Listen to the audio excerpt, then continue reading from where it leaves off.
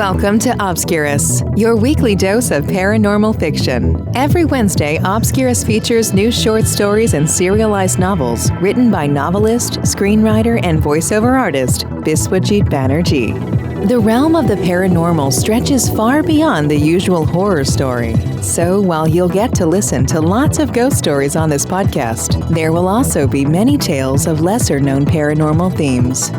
To get us started, here is your host, Biswajit Banerjee.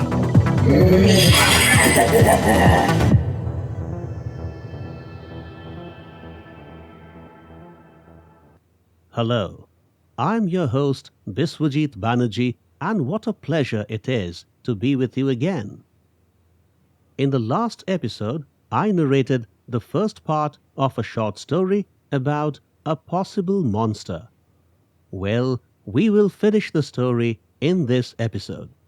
But before we do, may I request that you visit my website biswajitbanerjee.com and become a part of my mailing list. Also, I would be grateful if you visited obscurus.buzzsprout.com, my dedicated website for this podcast. Now, let's jump into the second and concluding part of the story. To recap, Kartik believes Mr. Brian Miller to be a monster. Just when preying on the sheep gets very difficult, Mr. Miller leaves the school and supposedly goes back to his native country. Kartik reasons that he might have gone to some other place where he can butcher animals and eat his fill without giving anyone around him the slightest clue of what he is doing. Come, let's find out what's happening.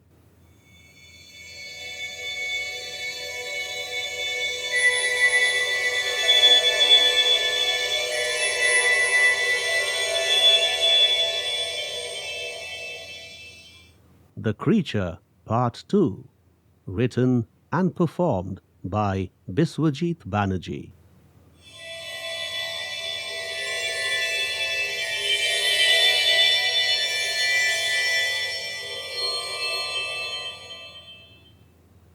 After setting myself the goal of scoring record marks in the final examinations, I started my preparations with full gusto.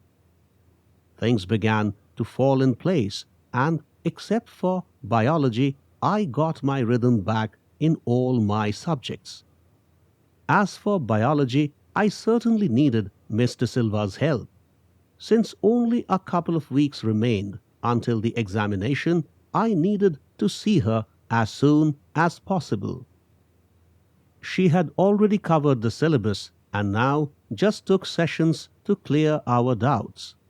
However, my list of doubts was long, 15 questions in total. Even if she allotted an entire doubt session to me, there couldn't be a meaningful discussion on all the questions I wished to ask. Besides, I didn't want to ask all those questions in the presence of other classmates, as some queries, I guessed, were too easy by the standards of the toppers. As I had myself been a topper, I didn't want my competitors to know how poorly I was doing in the subject. So I decided to see her in her chamber the next day for a one-to-one doubt-clearing session. I was quite sure she wouldn't turn me down if I requested such a session. Well, I was right. She accepted my request. The session was going very well. After she had answered about 10 of my questions, my eyes fell on two men standing at the far end of the lawn tennis court, visible through the chamber window.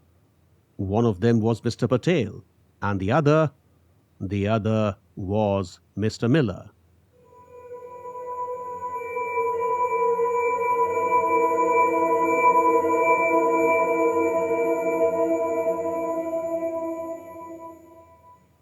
What the hell?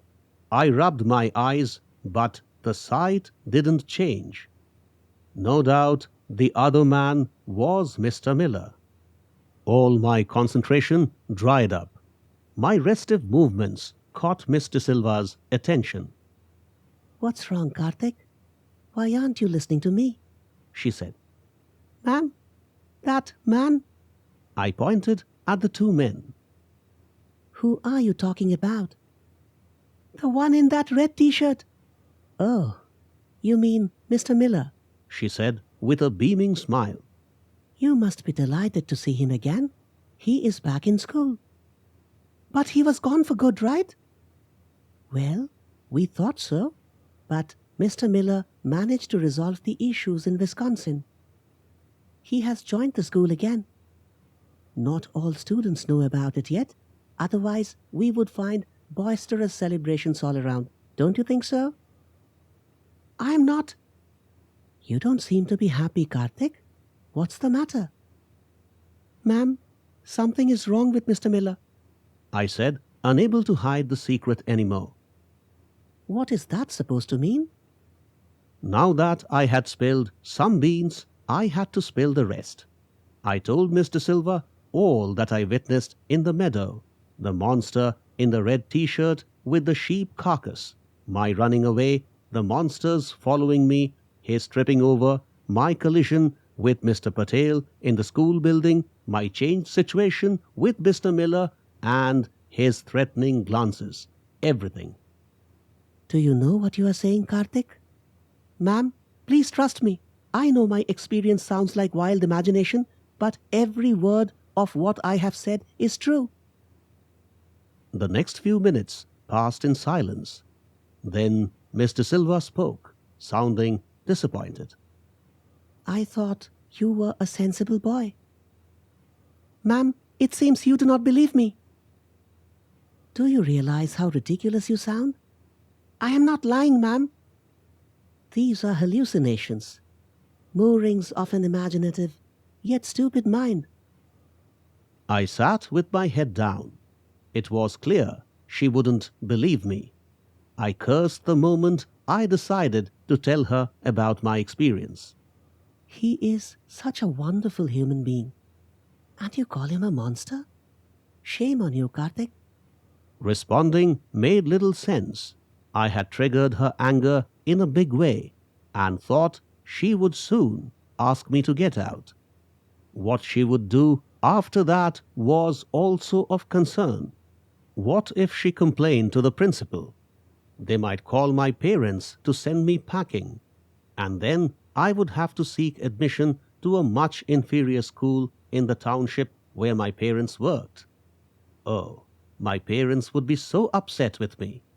An explosion of worries in my head prevented me from hearing much more of what she said, though some words such as idiocy, shameful, disgusting, and deplorable did hit my ears. It was a colossal mistake. I shouldn't have said such a thing. Despite knowing nobody would believe me, I narrated my experience to her anyway. How foolish on my part. The spate of harsh words continued for some time, but she didn't ask me to leave. Instead, she said something entirely different, something that made little sense when she said it. "Well, the truth is, I have been waiting for this day for a long time, Kartik." What was the meaning of those words? I pondered till she said something even stranger. "To find you here in my cabin is such a delight." I looked up. Mr. Silva appeared to be in the middle of a transformation to becoming the lizard monster. "So you—" I mumbled. "Yes, you moron. You picked the wrong person. It's me and not him." By now, her voice had changed entirely. Within another minute, she had turned into the giant human reptile. "Please!" I got up, looking for a way to run out of her room, but she blocked my path and then bolted the door.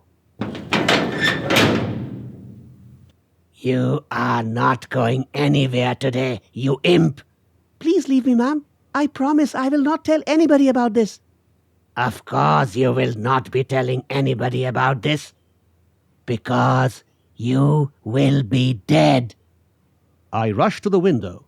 The two men were gone, and no other soul was in sight. Shouting for help would be of no use. Nobody can save you, you idiot. The monster opened her mouth, and I spotted her sharp teeth and snake-like tongue. She stuck her tongue out in a flash, just the way a chameleon shoots its tongue at its prey. I just about managed to dodge it. The rage grew in her eyes as she retracted her tongue and prepared to stick it out again. But before she could do so, somebody kicked the door open.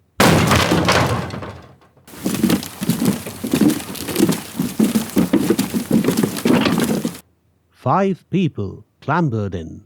Mr. Miller, Mr. Patel, a policeman, and two policewomen. All the cops were armed. Your dirty games are over, Agnes. Time for you to surrender to the police now. The monster turned around. Brian, you. So the boy has already told you. No, he didn't tell me anything, but I guessed there was something fishy going on.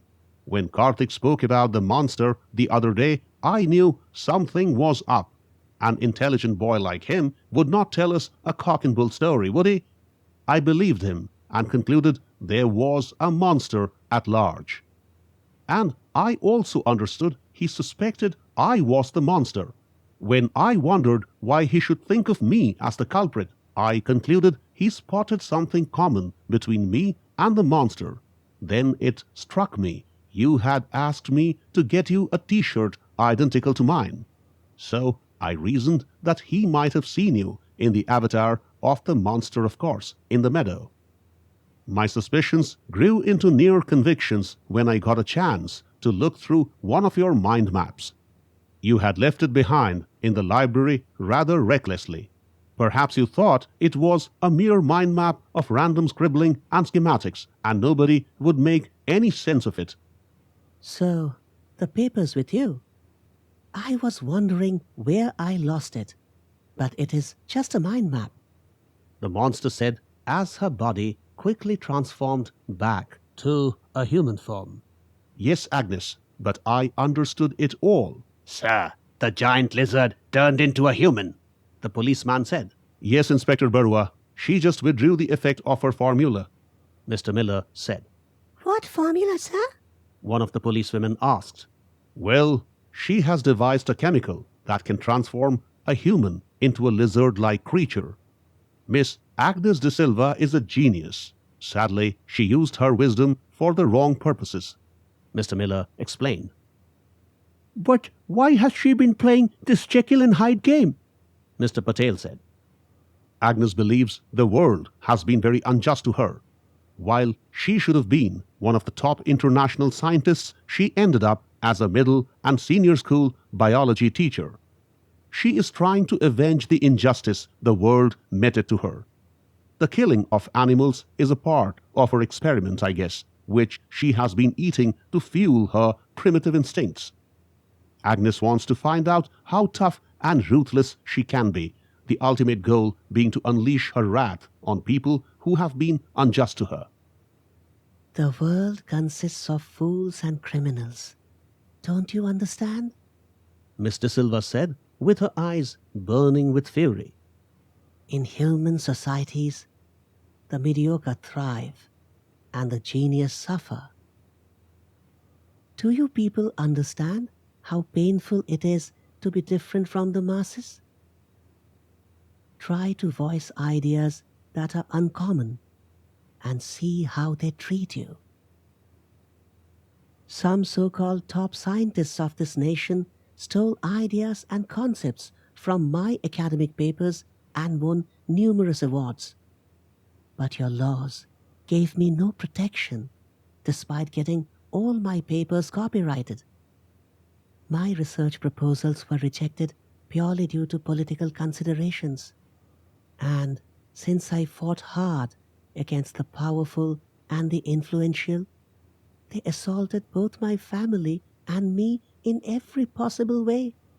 You guys didn't come to rescue me when some religious fanatics raped me because I wrote a paper that went against their religious doctrines. None of you showed up when my parents were burned to death by the same fanatics. No one protested when the political bureaucratic nexus endorsed the stance of those criminals rather than siding with me, the one person who has always had the guts to tell the truth. We understand people did wrong things to you, Agnes. But what you are doing is also wrong, Mr. Miller said. It is easy for you to say that, Brian, because you haven't lived through my experiences. But Agnes, what are you trying to do? Perfect a method to kill those who harmed you? Even if that is my intent, what's the issue? The damn judicial system never gave me any relief, and the politically correct people never sided with me. So, why is it wrong for me to obtain revenge from those who harmed me? One of the policewomen handcuffed her. Don't touch me, you bitch! Mr. Silva said. You will be under detention till we produce you before a magistrate, The policeman said. To hell with you and your bloody magistrates! Please calm down, Agnes. Mr. Miller said. Shut up, Brian. You have stabbed me in the back. What you were doing was wrong, Agnes. You even wanted to kill this boy. Mr. Miller pointed at me. No, Brian, I wouldn't have killed him. I would have just instilled fear in him and warned him against opening his mouth. No matter what you guys think of me, I could not kill an innocent human. But yes, I will kill those who spoiled my life. No, Mr. Silva, you can do no such thing. The law will take care of you, The police inspector said.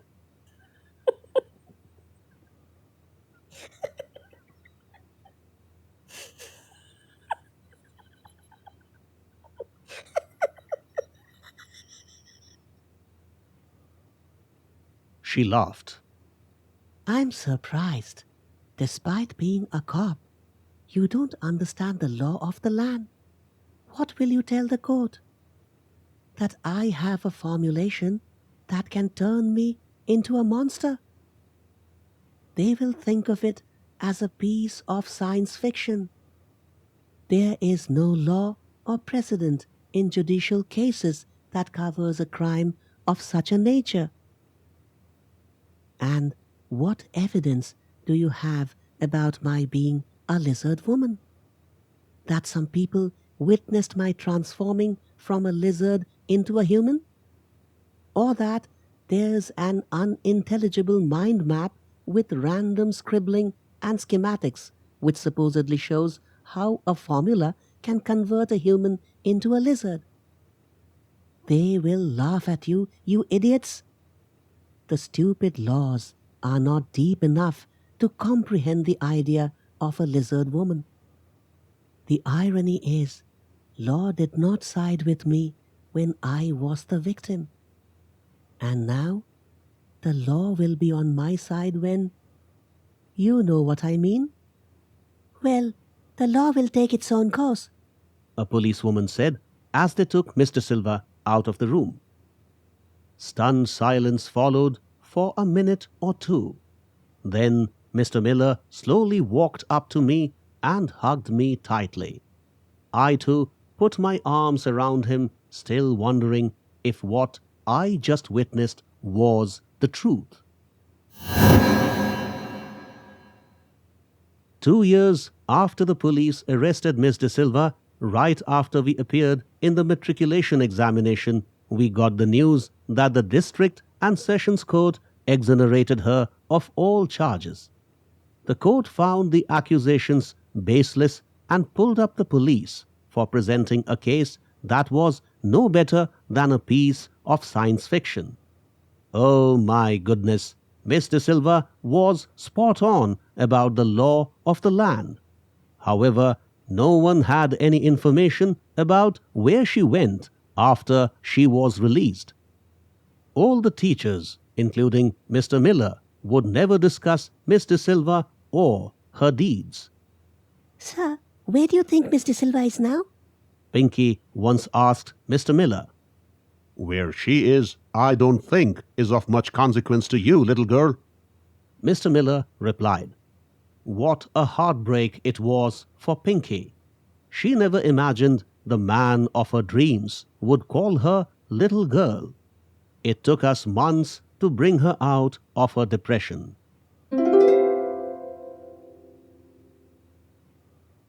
"15 years have passed since I graduated. Now I am a top cop myself. The department regards me as one of India's best detectives. The reason they have assigned to me what may be described as the decade's most challenging case. Several politicians, religious leaders, and bureaucrats have been murdered in one of the South Indian states over the last couple of years. The murderer, for sure, is extremely intelligent. Despite using all their resources, the forensic teams failed to unearth a single piece of evidence connected with these murders. The bodies of the victims are often found strewn in the spaces around their homes or offices. Police and administrative authorities quadrupled the security arrangements for some politicians. Yet they were still found murdered. As for the closed-circuit television cameras, for whatever reason, each one failed to capture any conclusive footage. Let me now tell you a bitter truth. The murderer had become a hero in the eyes of the masses. That's because the people he had killed, for all practical reasons, were criminals themselves. Many of the victims had dozens of murder cases pending against them in the judiciary. They were expected to be absolved of the charges, as little happens to the real criminals in our world.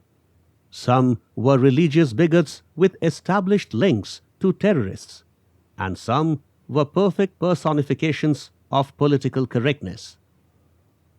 Well, I have little to do with public sentiments.